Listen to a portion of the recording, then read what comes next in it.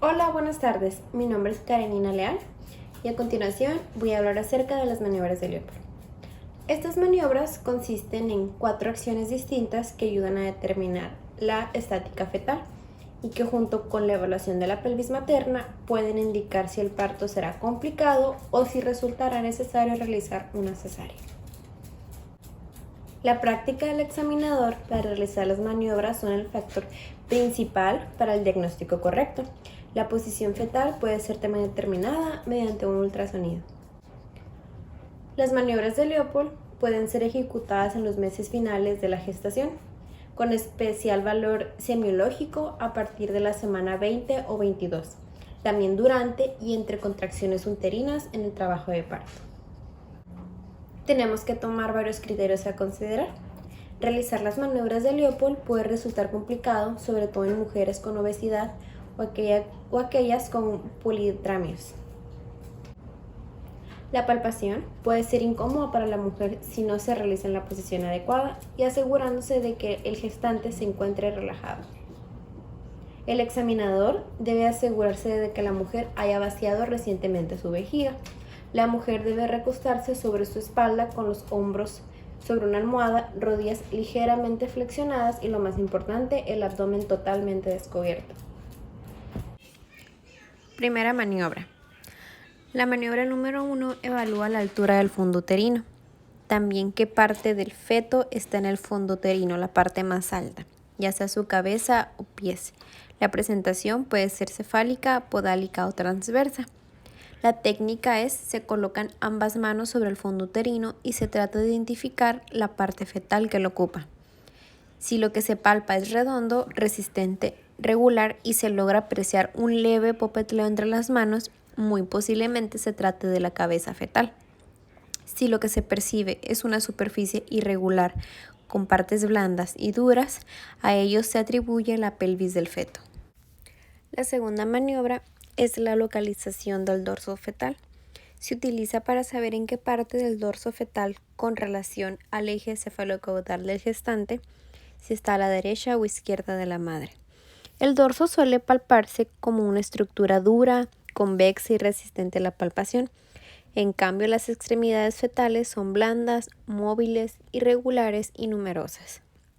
Esta maniobra se realiza frente a la gestante, con las manos en las caras laterales del útero y mediante palpación descendiente, comprimiendo suavemente. Se trata de identificar el dorso fetal determinándolo con una resistencia uniforme y regular a lo largo de una de las caras laterales del útero. Tercera maniobra. Esta nos permite identificar la presentación del polo fetal que ocupa la porción interior del útero y establecer si se encuentra encajado en la pelvis. Utilizando el pulgar y los dedos de una mano, se toma la porción inferior del abdomen de la gestante justo por encima de la sínfisis del pubis. De acuerdo a la sensación que dé la estructura palpada, se puede determinar el tipo de presentación. En caso de que el polo fetal inferior no se encuentre encajado en la pelvis, se sentirá como una masa móvil. La cuarta maniobra nos permite saber el grado de encajamiento y la posición de la cabeza.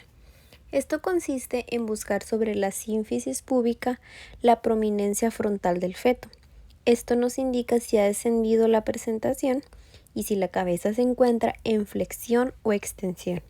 Para realizarla, se mueven los dedos de ambas manos gentilmente por los bordes inferiores del útero hacia el pubis. El lado donde haya mayor resistencia al deceso de los dedos corresponde a la frente. Si la cabeza del feto está bien flexionada, la frente deberá encontrarse en el lado opuesto de la espalda fetal. Si la cabeza se encuentra extendida, entonces se palpará el occipucio y se encontrará localizado al mismo lado que el dorso del producto. Antes de su realización, tenemos algunos puntos a considerar. Las maniobras de Leopold están diseñadas para ser realizadas por personal experimentado y capacitado para ello. Si se practican en casa, el examinador debe de tener cuidado de no realizarlas bruscamente ni ocasionar molestias excesivas en el feto. Es importante mencionar que ninguna de estas maniobras es un diagnóstico, por lo tanto se requiere un ultrasonido para determinar con certeza la posición del feto. También es muy importante la higiene adecuada de manos y también explicarle a la paciente el procedimiento que vamos a realizar y resolver todas sus dudas.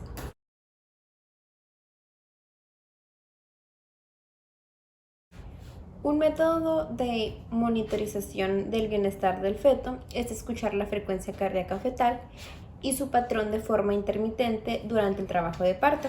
Esto se le llama auscultación intermitente. Hay varias formas de medir la frecuencia cardíaca del feto.